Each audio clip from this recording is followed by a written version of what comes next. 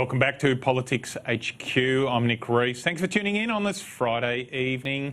Hope you're looking forward to your weekend. Joined by Phil Reid from Hawker Britain and Simon Breheny from the Institute of Public Affairs. Help us make sense of the week. Euthanasia. This vote coming up in the Victorian Parliament is a big deal. Could be the first time ever after 30 attempts this change happens in Australia. Can I ask you both, do you support the changes and do you think the bill will get up? Phil? Well, Nick, I've been through this experience once before. Lara Giddings, Premier of Tasmania, who was Chief of Staff to tried to introduce legislation in Tasmania in 2013, has recently tried again down in Tasmania. I think it'll get through. The reality is it's legislation that's about empowering people, not disempowering people. And I think that's probably, at the end of the day, what will get most politicians across that line is the sense that it is devolving to people some decision-making ability for themselves. Okay. Simon? Do you think it'll? So you do think it'll get up? You know those numbers in that Victorian Parliament, so I've looked it's a big through call. The numbers, but I'd be reasonably confident that the legislation will get through. Okay, big call. Look, Simon? Look, I think Phil's probably right. I think it probably will get through. I think it'll be pretty close though, and it might be a little bit closer than people think it might be. I mean, it's a really fraught issue, right? Because I mean, at the end of the day, you understand the case that's made by those that are on the pro-euthanasia side. People who are in a very difficult position towards the end of their lives and who are in a significant amount of pain, you want to be able to give some relief to that. The issue, of course, is always a practical one, even if you agree with the principle of it, which is, can you possibly design a legal system that's able to capture the essence of autonomy and personal choice? A lot of people who are in this position at the end of their life find it very difficult to communicate what their own ideas are about whether they want to end their life or whether they don't. And it's really problematic because, of course, you can change your mind. So, sounds like you've got some concerns. I do, and I clearly come down on the side of thinking it's better to have a presumption in favour of life than a presumption that says that even if you write something down, even if you're able to express yourself in a way that says that I want to end my own life, you know, I've just got this horrifying feeling that what if at some point I choose, yes, I want to do that, and then I'm not able to express the decision going the other way. And that, to me, is something that really, I think a lot of people struggle with. So you'd vote no, but you think it's actually going to get through? Yes. Yeah. Okay. The legislation, Nick, as it's framed, has been framed in a way that if you can't communicate that issue yourself, you can't make that decision. Sure. There is no medical power of attorney that's operating in the way this legislation's been framed. So you can only make a decision if you can clearly make and communicate that decision. All right. Peter Costello, former Treasurer of Australia and parliamentarian for Treasurer for 12 years, 11 years, was back in the headlines this week with his calls for a reform to the Australian superannuation system. In fact, calling for nothing less than what seemed to be the nationalisation of Australia's superannuation funds, with government taking over that superannuation role and ending the wars between the retail funds and the industry super funds. Here's Matthias Cormann, the Federal Finance Minister, responding to that proposal. You know, we are, of course, focusing on making sure the system is on the best possible foundation for the future, and looking ahead and looking at the fact that we are having here $2.3 trillion worth of retirement savings of Australians, and wanting to ensure that the retirement income of Australians can be maximised. Well, we need to ensure that the system has got strong, appropriately strong corporate governance.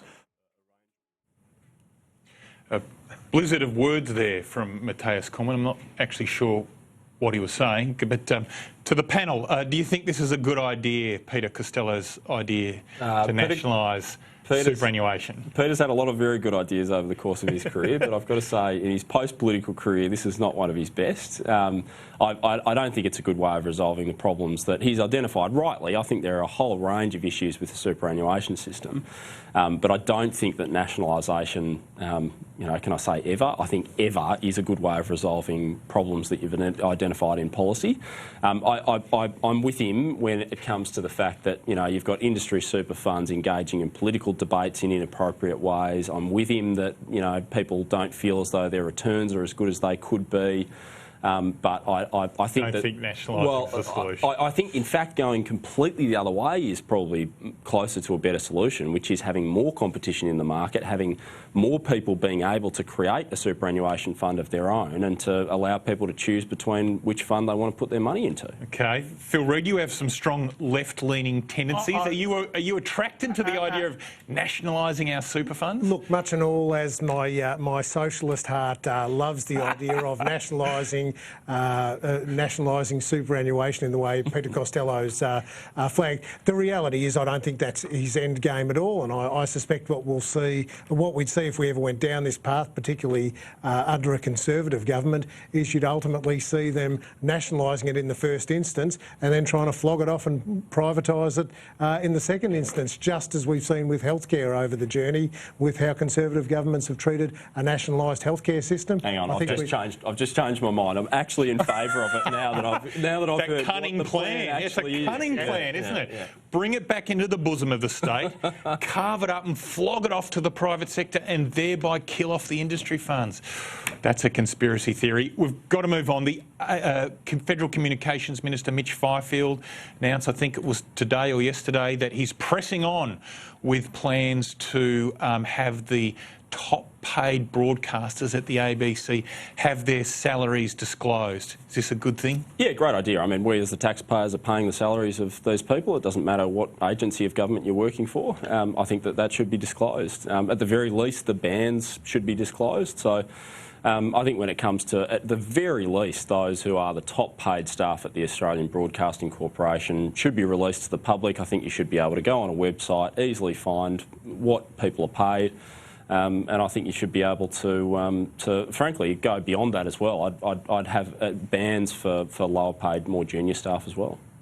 All right. Well, George Christensen, who's been a campaigner for reform at the ABC and probably supports the idea of them disclosing this, was in the media himself this week for using taxpayer funds to put this advertisement in the Townsville Bulletin. It's actually another federal polly attacking the ABC. The ad reads, "Is it our ABC or the Green Left's ABC?" Phil Reid, is this an appropriate use of taxpayers' money? Look, I think politicians are given a communication budget and they should be entitled to communicate their views and how they are attempting to reflect the views of their community. So sadly, I think if politicians are entitled to get out in the public and talk about their values and their judgments, so yes, I think it's reasonable that politicians state their case and use the resources they are given as public officials to do that. Okay. Just very quickly, guys, so Tony Abbott gave a speech in London this week. We've all heard about it. You know, he talked about maybe global warming could be a good thing. People die during cold snaps. He's looked at the photos at Manly Beach over the last 100 years and he doesn't see any evidence of oceans rising there. Guys, what's he up to? What's this all about? What's his end game? Simon, you know the Liberal Party pretty well. What's the guy up to? Yeah, look, I mean, there's obviously a number of different interpretations. My interpretation is that he does actually believe a lot of what he's talking about today. And I thought the speech that he gave in the UK was a very good one. The problem, of course, that many people who either agree with him or disagree with him have is that a lot of what he talks about in 2017 is not what he was doing 2 years ago as Prime Minister. So there's obvious inconsistencies there. You know, crikey had this, you know, the 17 positions that Tony Abbott has had on climate change, you know, whether it's 17 or less than that, the reality is that he has changed his position on this issue a number of times, and I think that's the frustration, particularly with people who see what he says now and think, you know what, that's great. You know, what you're saying now, a big tick to, but why weren't you doing this when you were Prime Minister? When you had your hands on the levers of power, you didn't do anything about it. Yeah. Phil? Oh, Tony equated it, I think, the environment to the prehistoric slaughter of goats and sacrifice of goats to appease the gods. And I think Tony Abbott's probably shown once again how close he is to prehistoric man with these sorts of observations. Right, a good line, Phil. Vladimir Putin, one of the most powerful men in the world, met with the president of Turkmenistan this week, and I've just got to show you the clip. There's a thing that's emerging with global leaders giving puppies to Vladimir Putin. Have a look at this. This is a major. These guys are here to negotiate a major gas deal between their two countries. Some leaders get jewellery, some get gems, some get other gifts. Of course, for Putin, the new thing is getting puppies. I think this is the fourth he has now received. Simon, this is really good. There's sort of traditional gifts that you give in the course of diplomatic relations, and then there's puppies. I mean, it's very cute, right? There's no doubt that thing is very, very cute, but I'm not sure how, there was this great story about how Bush struggled to deal with this puppy that he was given because it was over the threshold that he had to declare, and usually what happens in those situations is you go and put it away in the archives, but you can't put a puppy away in an archive anywhere. So, it causes all sorts of issues, I think, giving live animals as gifts. Phil, you've worked for premiers, the business of giving gifts. Is this slightly weird? Oh, look, this one's really just in terms of news terms, Nick. I don't think I've been so transfixed in a news story since Pippa Middleton got married. This is. I just found it absurd that this became a big story this week. We've got a couple of madmen between the North Korean leader and the US leader, at a standoff at the moment, and we're talking about someone giving a puppy to another mad world leader. Quite extraordinary stuff, really. It is. He is the master of the photo opportunity, of course, Vladimir Putin, and I suspect showing affection for a puppy is one way that he can show that, in fact, he does have a heart. But he expresses his love in a manly sort of a way. Well, we better go and check on the welfare of the dog now, just to validate that. Okay. Thank you very much, Phil Reid. Thank you very much, Simon Breheny.